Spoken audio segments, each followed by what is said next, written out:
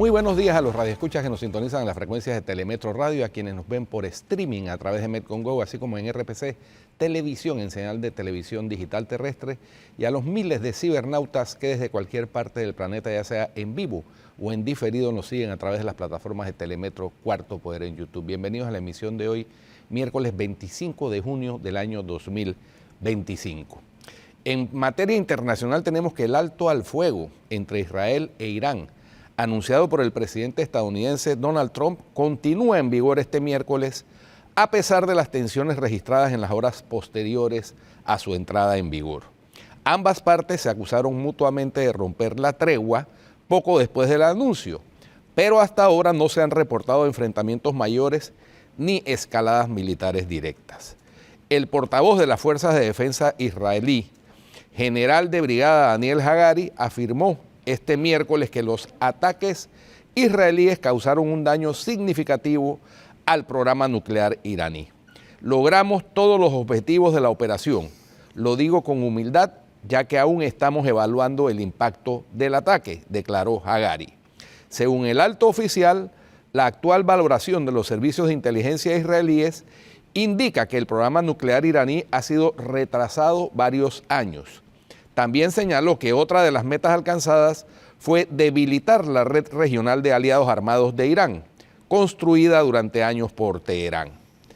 Por su parte, el presidente de Estados Unidos, Donald Trump, también insistió en que los ataques aéreos contra las instalaciones nucleares de Irán representaron uno de los golpes militares más exitosos de la historia y rechazó las versiones de medios locales de Estados Unidos que indicaban que el daño había sido limitado. Los sitios nucleares en Irán están completamente destruidos, escribió en su plataforma Truth Social.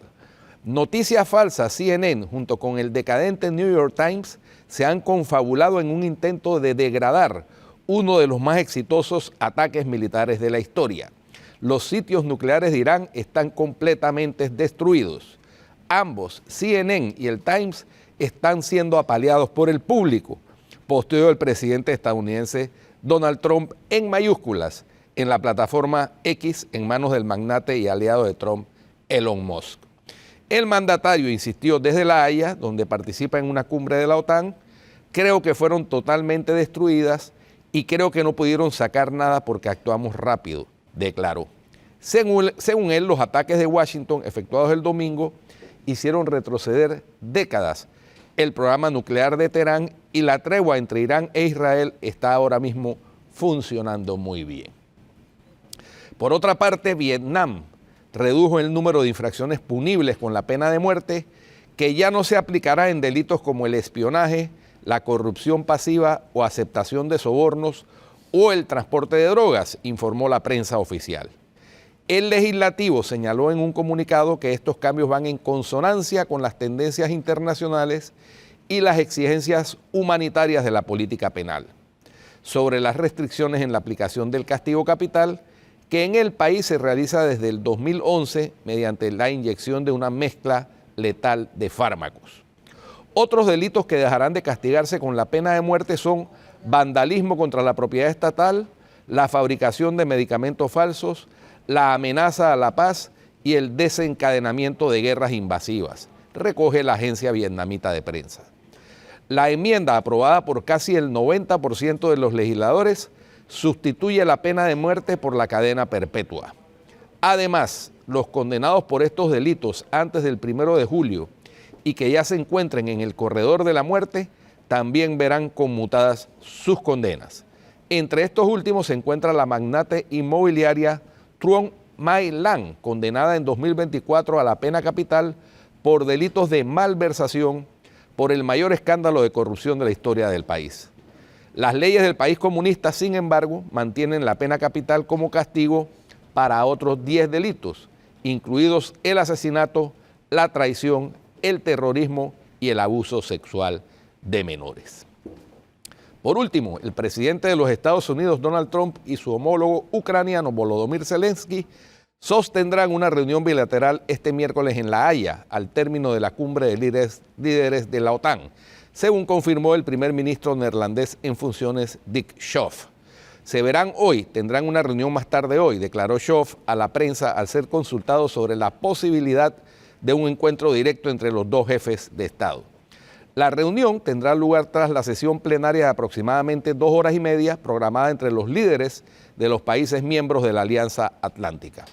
Esta será la primera reunión bilateral entre Trump y Zelensky desde abril, cuando ambos coincidieron en el funeral del Papa Francisco en Roma. Según informaron entonces ambas delegaciones, aquel encuentro fue calificado como positivo, en contraste con la tensa visita que Zelensky realizó a Washington a principios de este año, marcada por gestos fríos y declaraciones cruzadas. Ambos presidentes coincidieron ayer martes en una cena oficial ofrecida por los reyes Guillermo Alejandro y Máxima de Países Bajos en el Palacio Real de Ámsterdam.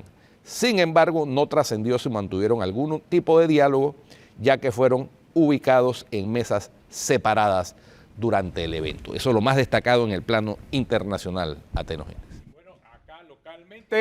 Se extiende por 5 días más el estado de urgencia allá en Bocas del Toro frente a la decisión que tomó ayer el Consejo de Gabinete de extender estos 5 días, pues terminaríamos en el 30 de junio para controlar la situación en Bocas del Toro. Las cosas han ido mejorando, por lo menos en los últimos 3 días no se dieron enfrentamientos. Lo reconoce asimismo la policía. Se está restableciendo el servicio de comunicaciones, Guido, que había sido suspendido. Las garantías constitucionales siguen suspendidas, con una excepción. Y fue una observación que se hizo aquí desde el viernes en el noticiero estelar de Telemetro Reporta. Trascendió el artículo 23 que había sido suspendido, que tiene que ver con el habeas corpus. Ya no se incluye en la nueva resolución de gabinete, evidentemente por los compromisos internacionales. Y muy atinadamente también lo hizo así, hacer ver la Asociación Panameña de Derecho Constitucional, y creo que es prudente analizar este tema del habeas corpus, ya que independientemente de la decisión que toma el Ejecutivo sobre la base legal de lo que le da la propia Constitución como una herramienta frente al desorden que había en Bocas del Toro, sí hay algunas limitantes que el Estado de Derecho establece.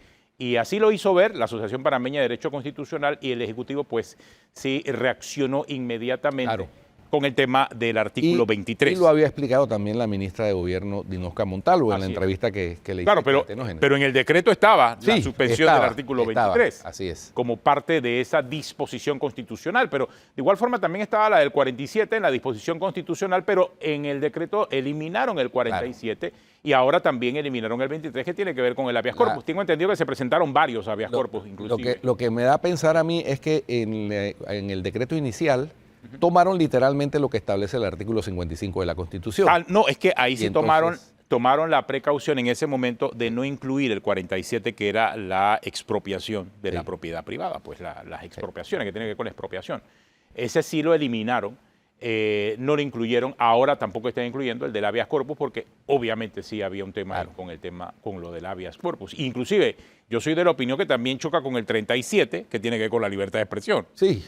También. Porque también Panamá es firmante de todos los acuerdos internacionales en materia de libertad de expresión. Y así que también chocaría, pero vamos a pensar que el tema de las comunicaciones tenía esa amplitud en ese momento, porque nosotros estamos haciendo periodismo allá. Claro, así es. Quizá la diferencia con el tema del habeas corpus es que ese no ha sido objeto de jurisprudencia por parte de la Corte Interamericana de Derechos Humanos, la libertad de expresión, en casos de estado de sitio. Exactamente, interior, sí, porque eso... A diferencia del habeas corpus, que sí ha sido objeto de pronunciamientos. Y el caso al que cita la Asociación Panameña de Derecho Constitucional es algo que viene desde el año 1987, cuando se hizo la consulta, producto de una de las tantas veces en que el gobierno militar en ese entonces suspendió estos derechos constitucionales en el año 1987. Entonces, vale esa observación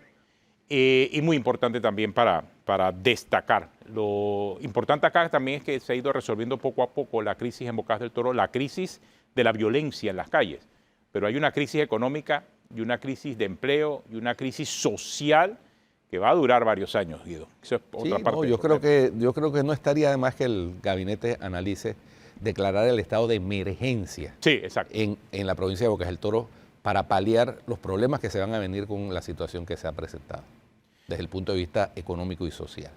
Mira, y hablando de esa situación delicada que vive Bocas del Toro, hay que pensar también qué se está haciendo en otras provincias. Hoy, después de una espera de más de 14 años, yo saqué la cuenta, desde el año 2012 se adjudicó la licitación, tú recordarás, sobre el nuevo hospital Manuel Amador Guerrero. Pasaron aproximadamente unos 13 años desde ese momento y el hospital no se terminaba. O sea, pasaron 3 administraciones. Terminó la de Martinelli, vino la del señor Juan Carlos Varela, pasó la del señor Cortizo y hasta ahora se le da respuesta a Colón. Y es importante el tema de Colón, por lo sensible también que es. Es un hospital que va a duplicar la cantidad de pacientes que atendía el Manuel Amador Guerrero, que estaba prácticamente en ruinas. Pero vamos a hacer el contacto con Germain Cumberbatch, está allá en Colón. El presidente de la República debe estar llegando a eso de las 9:30 de la mañana a Colón, una provincia también muy golpeada, económica, laboralmente, por la situación que afecta al país. Pero vamos a ver, Germain, cuéntanos, ¿qué has encontrado ayer en el Amador Guerrero, en el nuevo Amador Guerrero? Una muy buena noticia para nosotros los colonenses es la inauguración oficial del nuevo hospital Dr. Manuel Amador Guerrero. Está con nosotros la directora regional del Ministerio de Salud, Nancy Torres, para que nos dé detalles. Se espera que la inauguración sea a las 9 de la mañana con la llegada del presidente de la República. Sí, la inauguración será con la llegada del presidente a las 9 de la mañana, será el corte de cinta y la develación de la placa correspondiente a lo que es la estructura. ¿Qué cuenta este nuevo hospital? Cuéntanos. Bueno, este cuenta, por ejemplo, con un resonador magnético que antes no lo habíamos tenido aquí, la resonancia, y también tenemos un Panorex, que es un aparato especial para tomar radiografías craneales de lo que es la parte dental, lo que da una muy buena visión entonces a la parte de odontología para poder hacer pues operaciones que tengan que ver con las ramas de las mandíbulas. También tenemos un fluoroscopio, eso también es la primera vez que se tiene a nivel institucional, porque ya antes no se había podido tener. Hemos visto que ustedes tienen 474 camas hospitalarias, son 412 millones de dólares que se han invertido, tienen 9 quirófanos. ¿Esto está equipado? Sí, todo está equipado. Este es un proyecto llave en mano donde se le está entregando entonces con todo el equipamiento ya puesto in situ, todo, incluso el mobiliario, todo lo que es equipo informático también. ¿Qué significa esto para los colonenses? Hoy este es un cambio en la calidad de vida y de atención de la salud. Esto marca un hito en la historia de lo que ha tenido Colón como hospitales. Pues el hospital tiene todos los altos estándares y es tecnología de punta. Ese mensaje a los colonenses, a nosotros, de esta provincia tan hermosa, que hemos soñado por mucho tiempo tener una muy buena estructura con atención, con medicamentos, con los equipos necesarios para no viajar hasta Panamá en temas de gastos. Ese mensaje como gobierno central de cuidar lo que tanto hemos anhelado. Bueno, que ahora después de 15 años de espera, pues y por fin se nos entrega lo que es el hospital a todo lo que es la población colonense, pues debemos cuidarla y preservarla, debemos ser muy celosos de esta gran obra que tenemos en esta provincia, que no la tienen yo creo que en ningún otro hospital del país. Se lo pregunté en la edición matutina de Telemetro Reporta, se lo reitero nuevamente en Cuarto Poder, ¿se va a terminar el famoso no hay? Podamos que la calidad de salud pueda progresar sobre todo eso estamos trabajando, sobre todo sobre el no hay. Gracias, doctora Nancy Torres, directora regional del Ministerio de Salud, conversando con el equipo de Cuarto Poder. Hemos visto al director de la Policía Nacional, ha llegado también el director de la Caja de Seguro Social, Dino Munce, se encuentra acá en este punto, y toda la logística de seguridad por parte del Servicio de Protección Institucional. Diferentes ministros de Estado estarán acá en esta inauguración que será dada por el presidente de la República, José Raúl Mulino. Esté pendiente a Cuarto Poder y por supuesto a las 12 en punto, a la edición mediodía de Telemetro Reporta, le vamos a tener todos los detalles de esta entrega oficial del nuevo hospital, el Dr. Manuel Amador Guerrero, en la provincia de Colón, con ustedes. Gracias, Germain, y hay que anotar eso, o sea, realmente es una muy buena noticia para Colón, definitivamente. Vamos a ver la forma en que se ejecuta ahora todo esto. El presidente debe estar allá a eso de las 9:30 de la mañana y bueno, veremos también qué reacciones habrá sobre muchos temas que se están dando, sobre todo lo que ha ocurrido en Colón. Este ejemplo de lo que ha sucedido con el Hospital Manuel Amador Guerrero de Colón debería servir para que se hagan las reformas, si tuviéramos una asamblea dedicada a enfocarse en resolver los problemas, en las leyes de contratación pública para evitar, Porque ¿Cierto? muchos de los tropiezos, sí es cierto, fueron por la mala gestión y la costumbre perversa esa de que cada maestrito con su librito y Sí. cada vez que llega una administración le quita la velocidad a los proyectos que dejó la otra por concluir, pero también tuvieron que ver con problemas legales, problemas jurídicos, demandas, etcétera.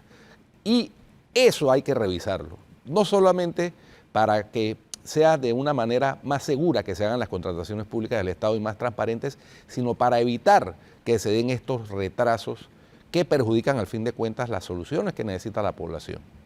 Es que, ya te digo, si hubo vicios en el momento en que se dio la contratación, bueno, el Ministerio Público investigará, pero la obra era necesaria. Sí, claro. O sea, y la mayoría de las obras que han entrado en esos litigios, no hablamos de una obra que no era necesaria para Colón. Esto era necesario hace 10 años mínimo, hace 15 años atrás. El Hospital Amador Guerrero está en una situación crítica, el actual. O sea, esta nueva instalación le brinda otro tipo de calidad de vida para el colonense. Era necesaria hace 15 años, imagínense, hace 10 años mínimo. Entonces, los vicios que se pudieron haber dado, perfecto, que sean investigados por las autoridades competentes, 1, 2 o 3 veces, las veces que hayan ocurrido. Y eso lo trasladamos a muchas otras circunstancias en donde vimos y observamos casos similares, como lo que ocurrió, por ejemplo, en el caso del cuarto puente sobre el Canal de Panamá. Ejemplo también. O sea, de repente llegó el otro gobierno porque no le gustó lo que el anterior había hecho y atrasas una obra 5 años. Ejemplo, el caso del cuarto puente sobre el Canal de Panamá, en donde originalmente la línea 3 del metro pasaba por encima del puente y a un genio ministro se le ocurrió que mejor debíamos hacer un puente, un túnel por debajo del Canal de Panamá. Y él decía que íbamos a gastar menos plata y al final terminamos gastando más plata. Ese es otro ejemplo. Y retrasando 5 años la Claro, y conclusión de la retrasa obra. 5 años una obra que Bueno, pero ese es un ejemplo del Sí. capricho ese perverso. Claro. Porque en el caso del cuarto puente no ha habido disputas jurídicas. Ahí simple y sencillamente fue capricho. Así es. Lo vimos en el caso del cuarto puente, Sí. en la línea 3 del metro por el túnel, y lo vimos también en el corredor de las playas. O sea, También. ¿cuánto tiempo demoró construir el paso elevado vehicular de La Pesa en La Chorrera? El más costoso del mundo, yo creo. El más costoso del mundo, Eso fue- definitivamente. Por el tiempo y por la distancia que recorre y por el problema que no soluciona. Entonces, al final termina siendo una obra que no es necesaria, es muy necesaria, pero la dejaste a medias. No terminaste de resolver el problema. Y así vamos viendo muchas obras que se van atrasando y van perjudicando a la mayoría del ciudadano porque al final no hay planificación. Hay, sí es cierto, hay muchos delitos, no podemos tapar el sol con un dedo, hay muchos delitos también en el medio, muchos vivos, muchos juega vivo. Sí, pero también las obras eran necesarias, no es que eran obras innecesarias, como ocurre en otros países. En muchos otros países se hacen obras faraónicas y al final no eran obras necesarias y terminan robándose la plata. En el caso panameño muy particular, la mayoría de las obras, independientemente de los delitos o de las investigaciones que transcurren en medio de la adjudicación de muchas de estas licitaciones, las obras sí eran necesarias. Y paso por encima de lo que ha ocurrido con el metro, por ejemplo. Hoy en día el tiempo dio la razón de que el Panamá era necesario un metro.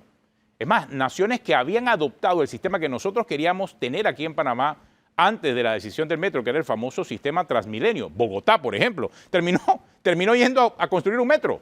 Terminaron construyendo un metro en Bogotá, que ahora creo que están llegando los vagones y hasta ahora van a tener un metro, quizás 20 años después, porque ellos decidieron mejor por el sistema de los autobuses en línea dedicada llamado Transmilenio allá, una de las propuestas que teníamos en Panamá antes de la construcción del metro, pero nosotros decidimos hace 15 años meternos en el tema del metro. Muchos decían no era una obra faraónica, era innecesaria, y al final el tiempo dio la razón de que sí se necesitaba el metro. Sí, y se hizo un plan maestro, además. Y se hizo un plan maestro para de 40 años, claro. de 40, 50 años, que debe cumplirse, que cada gobierno debiese cumplir para poder mejorar el sistema de transporte urbano. Entonces, esa es parte de ese Panamá institucional que debemos resguardar y que muchas veces estamos a expensas de cada político, y ya no hablamos de partido, porque ahora es político, ya sea de la libre postulación o político de partido que llega y que se inventa que él va a poder solucionar el problema más rápido de lo que la lógica indica.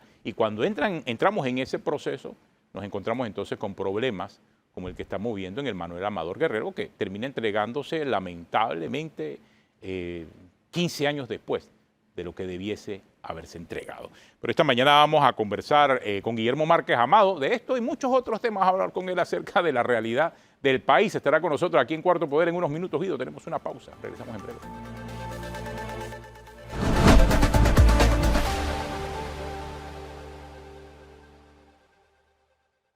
Bueno, continuamos aquí en Cuarto Poder. Esta mañana vamos a tener un programa de lujo aquí conversando con Guillermo Márquez Amado. Guido. Gracias. Ex magistrado del Tribunal Electoral, pero además una personalidad en el mundo jurídico, tanto en el campo del derecho marítimo como en el campo del derecho electoral, como en el campo del análisis político, es decir, una lumbrera desde el punto de vista conceptual en Panamá.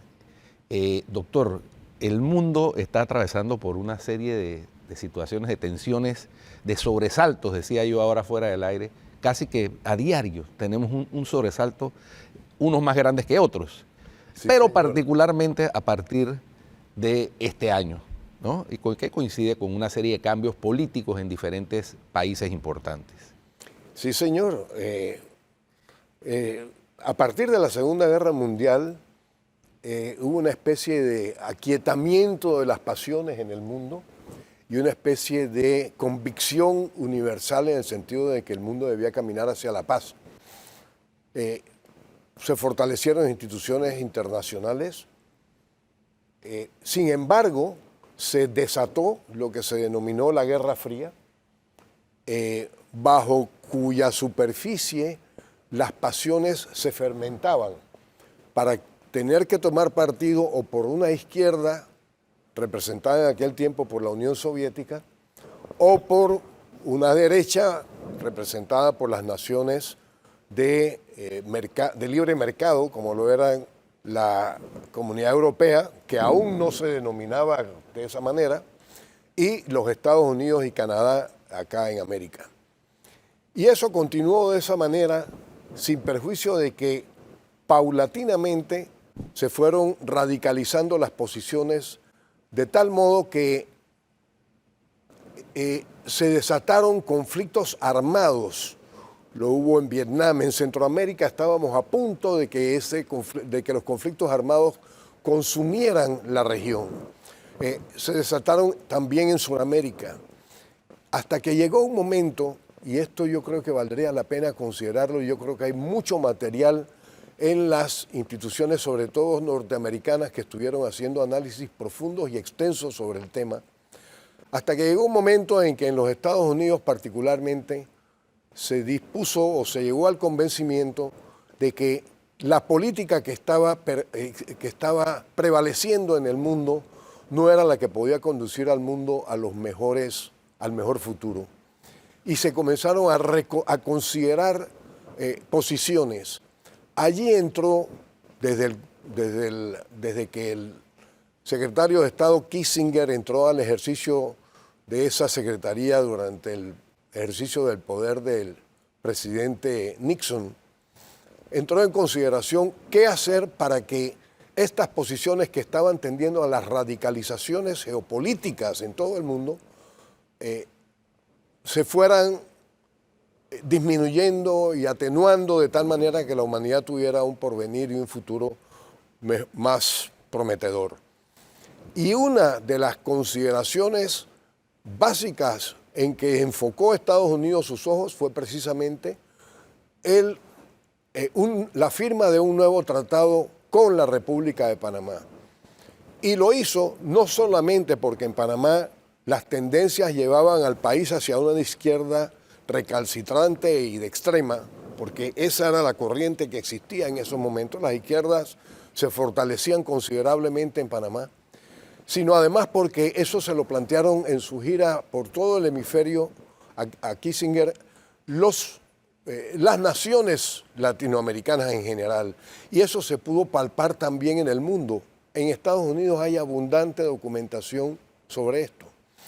De tal manera que Estados Unidos decidió entonces conceder la posibilidad de considerar, revisar el Tratado del Canal de Panamá a fondo. A eso naturalmente que ayudó el hecho de que las Naciones Unidas tuviera unas sesiones importantísimas aquí en Panamá y le dijera a los Estados Unidos que era necesario revisar el Tratado del Canal de Panamá, decisión que Estados Unidos vetó, como quien dice, y así fue como los percibimos después: yo no estoy de acuerdo con que ustedes, Naciones Unidas, me impongan cosas a mí, pero yo lo voy a hacer, pero lo voy a hacer por decisión propia.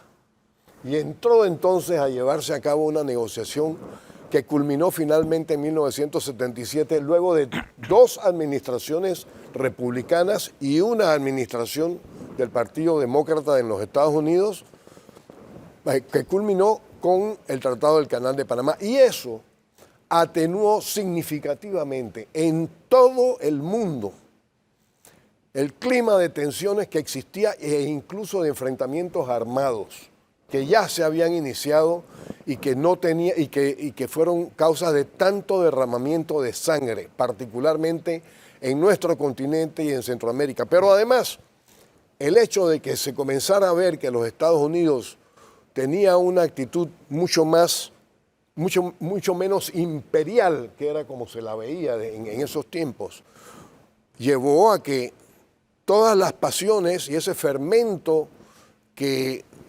subyacía bajo la superficie de ese enfrentamiento de la Guerra Fría se fuera disolviendo, a tal punto que se disolvió la Unión Soviética, se acabó la Unión Soviética. El muro de Berlín se terminaron las guerras en Centroamérica.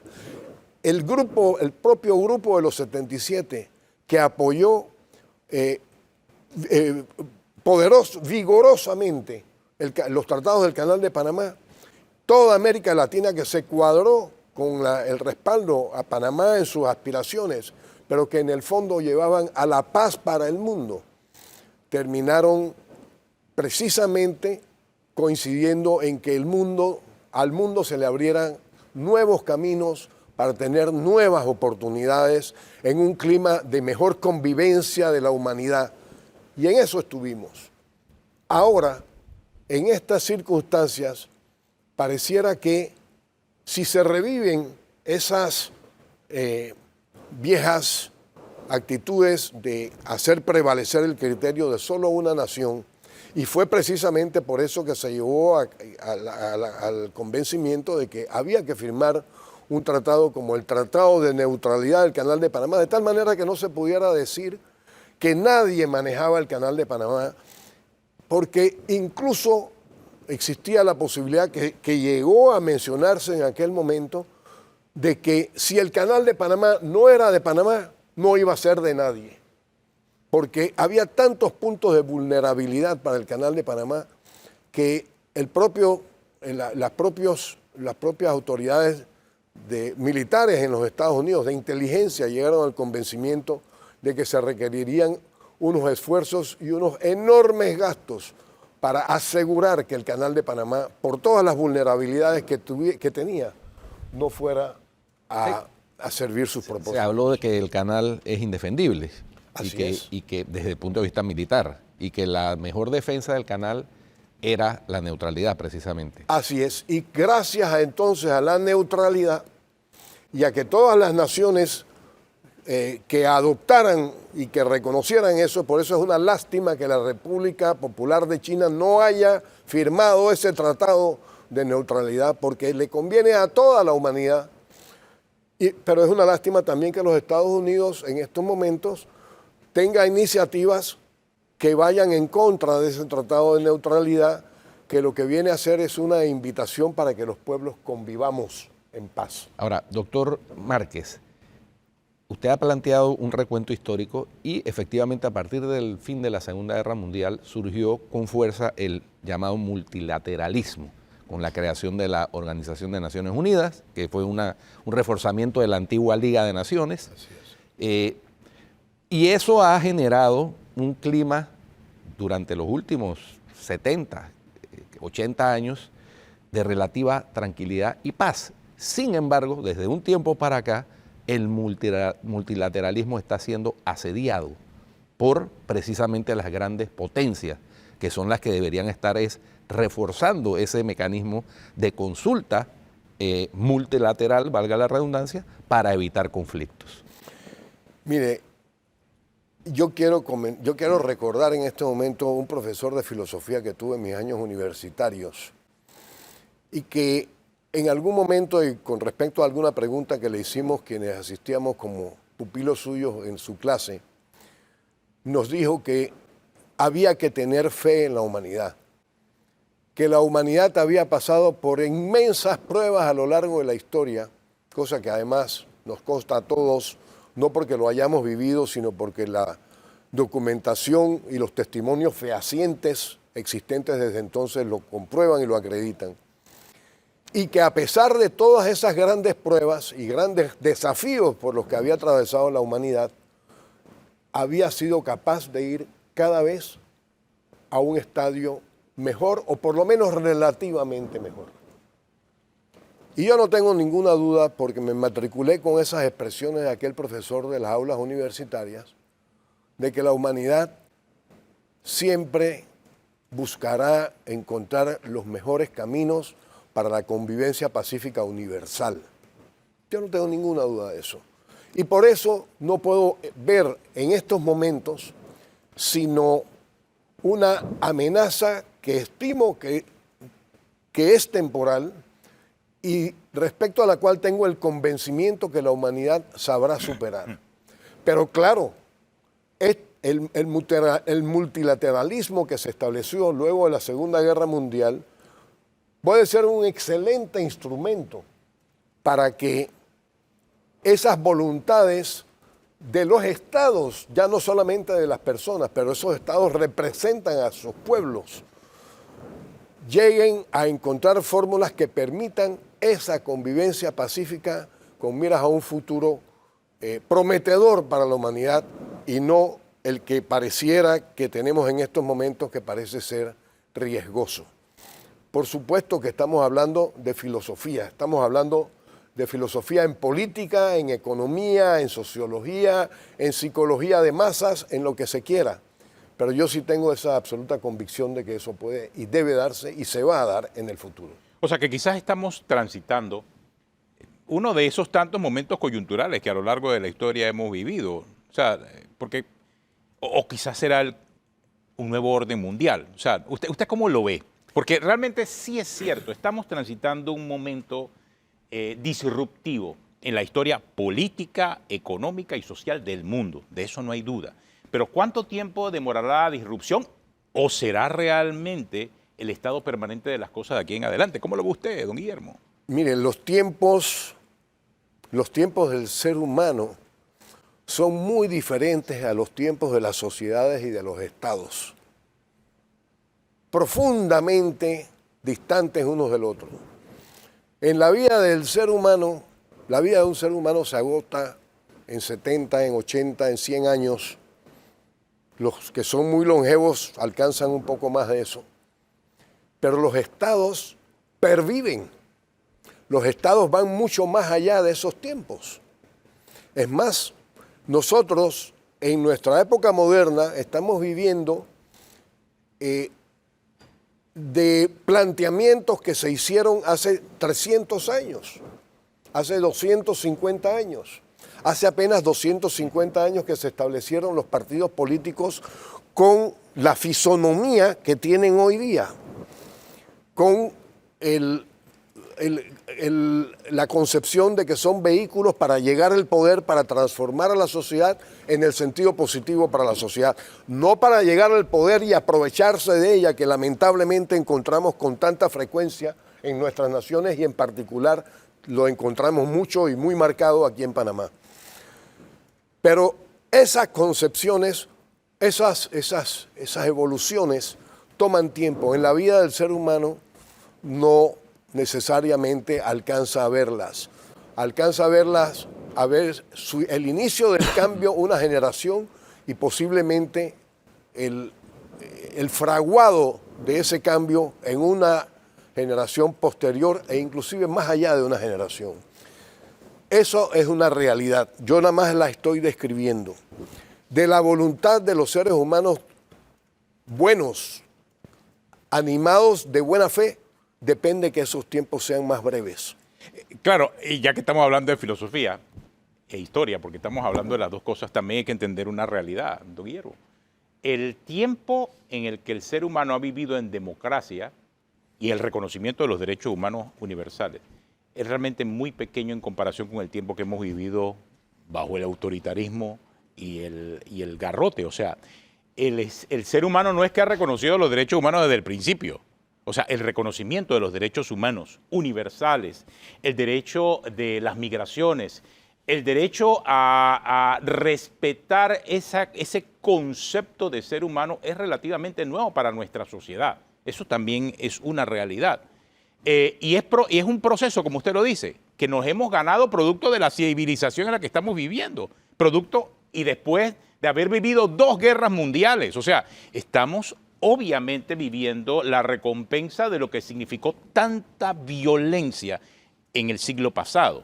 Bueno, es lo que pensamos hasta ahora. En el siglo pasado y en los siglos anteriores. Hubo muchísima sangre derramada. Así es. Que sirvió de fertilizante para que la tierra viera en la paz una posibilidad y luego pudiera tratar de materializar esa posibilidad. Esa es mi duda, de que si estamos ante un eventual cambio del orden de las cosas. Y no estoy pensando en función de que si hay grupos de izquierda o de derecha, porque ahora las ideologías están tan cruzadas que resulta que si tú pides el respeto a los derechos humanos eres de izquierda. ¿Te has dado cuenta de eso, Guido? Sí. O sea, eres de izquierda, porque es que pide el respeto a los derechos humanos. ¿Desde cuándo? Te catalogan. catalogan. Ser de izquierda significa pedir el respeto a los derechos humanos. Te catalogan. Inmediatamente te catalogan y te esquinan. Quienes creen que, es más, eres casi vulnerar cultura los woke. derechos, Sí. quienes creen que vulnerar los derechos hace parte del juego democrático, que no lo Que hace. no lo hace. No. O sea, pedir el es. respeto de la democracia no te hace de Igual izquierda. que los que cuando pedimos que se respete el derecho a la libre circulación, al libre tránsito, nos tildan de Exactamente. anti. No, ahí te tildan entonces de derecha. De derecha y de antiprotestas. Por eso, está tan complicado el panorama ideológico en este momento, pero usted ¿cómo lo ve? Porque usted... Hay que pensar más en los justos centros. Exacto. Los centros son más balanceados. Hay quienes Vivimos niegan. una época de extremos. ¿Ah? Hay quienes niegan la existencia del centro. En estos días tenía un debate interesante con compañeros míos universitarios que en aquellos tiempos que andábamos de 20 y de 25 años, pero hoy somos todos personas arriba de los 70, 75 años, y hubo alguno que dijo, no, es que los centros no existen. Yo siempre que hay 2 extremos, hay un centro. Así es. Claro. Y hay que buscar los centros porque los centros son el equilibrio que ayuda a que precisamente esos extremos no se desboquen y se haga perder el balance y entonces sí se caiga en el estado de anarquía que nadie quiere ver ni tener. Los centros son donde se logran los consensos, además, Así es. tradicionalmente. Y se encuentran los balances y se encuentran los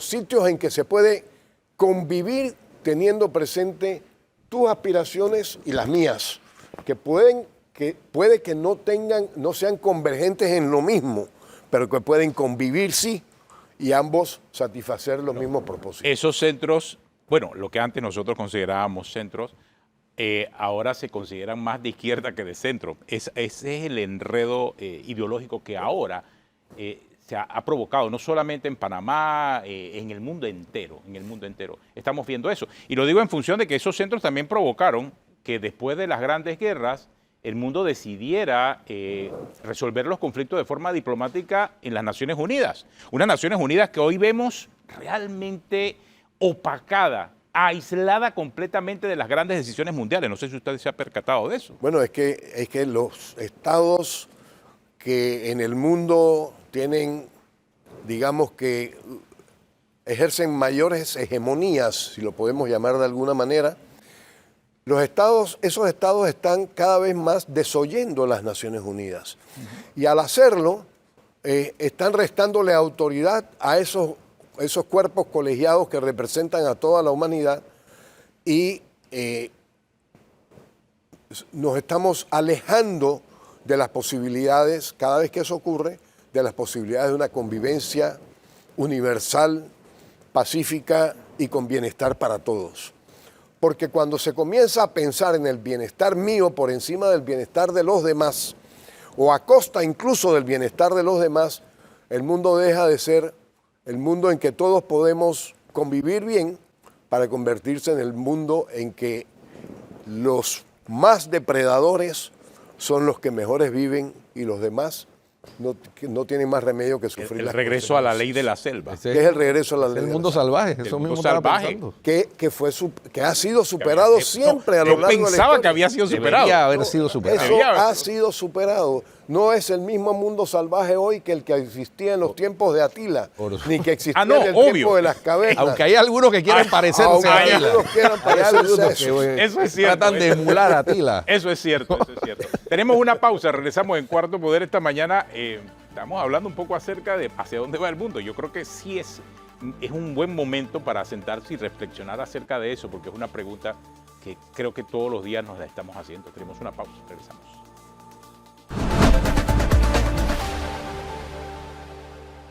Continuamos aquí en Cuarto Poder hablando un poco con Guillermo Márquez Amado acerca de la realidad de la democracia y de la realidad de lo que está pasando el mundo entero, porque no podemos circunscribirlo. Y esto viéndolo, y me ha gustado la conversación porque lo estamos viendo al margen de la pasión, porque esto es algo que está apasionando a todo el mundo. Y ahora en esta época la gente está agarrando su esquina. Y al agarrar su esquina realmente distorsionas el mensaje de fondo. Nadie está hablando acerca de, bueno, y hacia dónde vamos como humanidad, hacia dónde vamos como país inclusive. Porque hay que entender la realidad también la que está viviendo el país. Y yo decía que muchas veces los políticos se están olvidando de lo que es más importante en la política. Y usted que fue magistrado del Tribunal Electoral, en la política lo más importante es el arte del convencimiento, es de sumar gente, y aquí parece que no se está sumando a la gente. Y hablo del caso de Panamá y del caso del mundo entero. Por el contrario, te estás aislando, estás creando guetos, porque si eres de izquierda, porque si eres de derecha, porque si eres extremista, o sea, y no se suma. Se ha reemplazado la capacidad de diálogo y de convencimiento que plantea Tenógenes con la capacidad de someter al adversario o al que se considera adversario o al que se considera que está en la esquina opuesta, en vez de tratar de sumarlo a la esquina de uno o caminar por la esquina del medio junto con uno. Se debate para ganar No y para para convencer. imponer el criterio propio, no para llegar a lo que nos puede servir a todos, con la verdad que a final de cuentas tiene que ser buena para todos.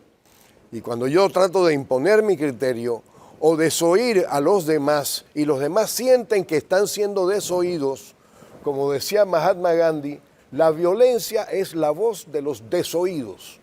Y cuando los desoídos se sienten que no cuentan, entonces dicen, ahora me voy a hacer sentir para ser contado. Y eso es muy dañino en la sociedad. Un buen gobernante tiene que tratar siempre de atraer, de avenir, de conciliar, no de generar más diferencias, aun cuando tenga toda la autoridad para hacerlo. Y a veces, definitivamente, no queda más remedio. Claro. Como cuando las cosas se desbordan de la forma como hemos visto que se han desbordado. Sí.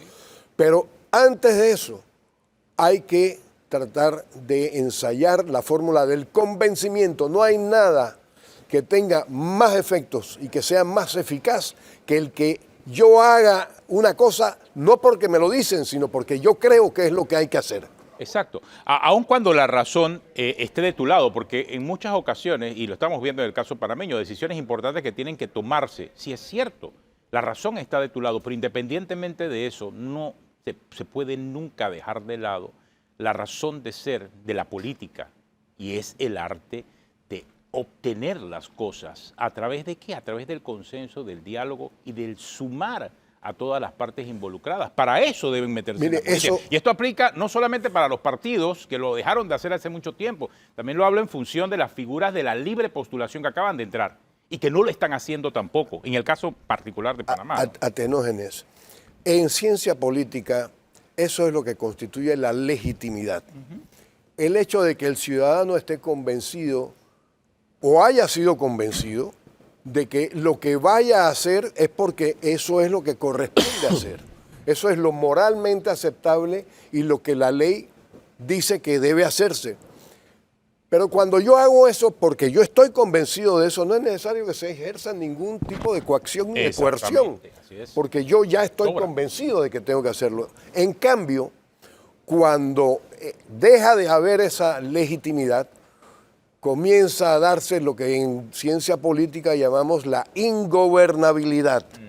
Y es que los pueblos comienzan a sustraerse de esa convicción de legitimidad que deben tener sus actos.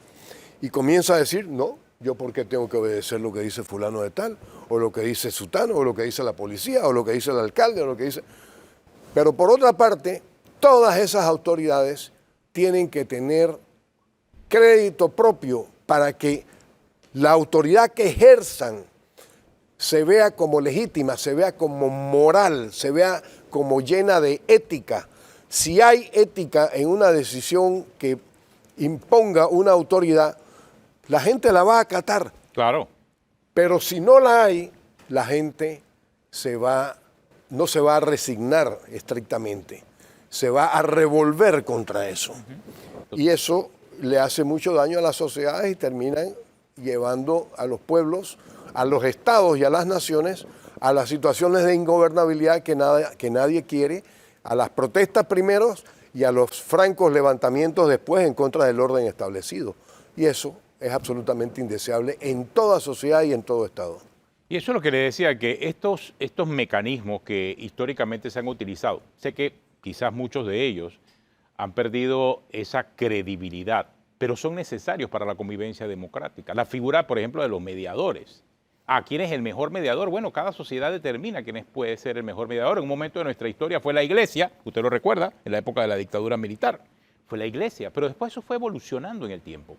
Y debemos encontrar un mediador para poder tener la capacidad de resolver muchos de esos problemas que siguen gravitando y que no nos permiten avanzar, porque al final todos terminamos perjudicados.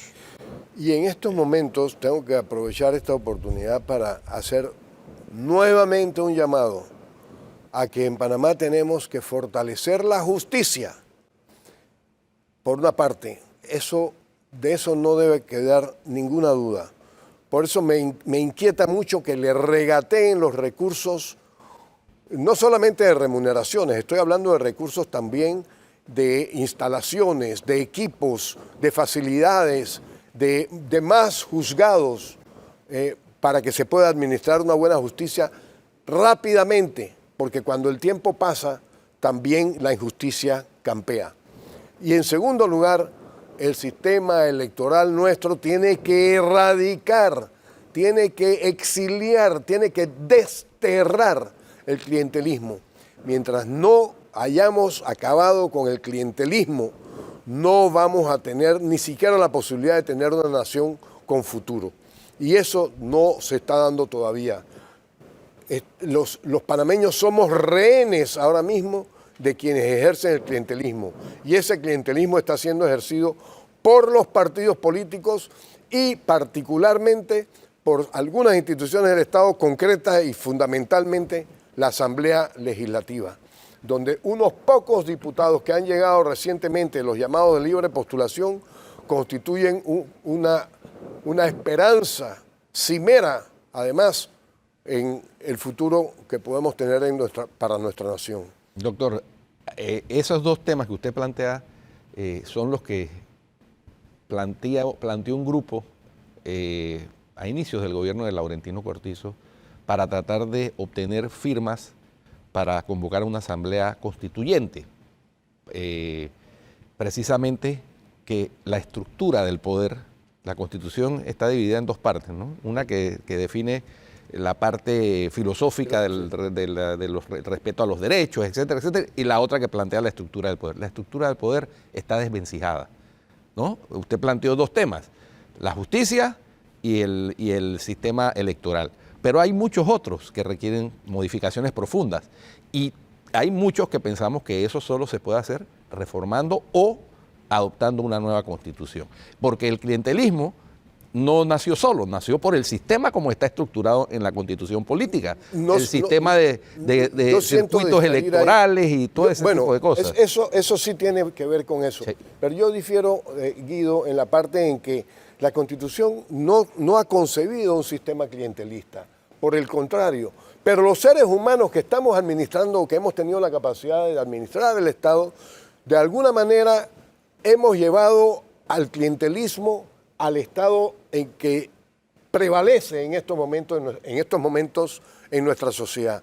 Porque el clientelismo es el que se ha infiltrado de tal manera. Mire, y lo vuelvo a decir una vez más, mientras el Tribunal Electoral dé los subsidios tan grandes que se le da a los partidos políticos, sin los controles que no deben ser dados que no deben ser puestos por el Tribunal Electoral, sino por una tercera institución, puede ser la Contraloría, para que esos dineros se gasten como se deben gastar y no en beneficios de los pocos que administran dentro de los partidos políticos.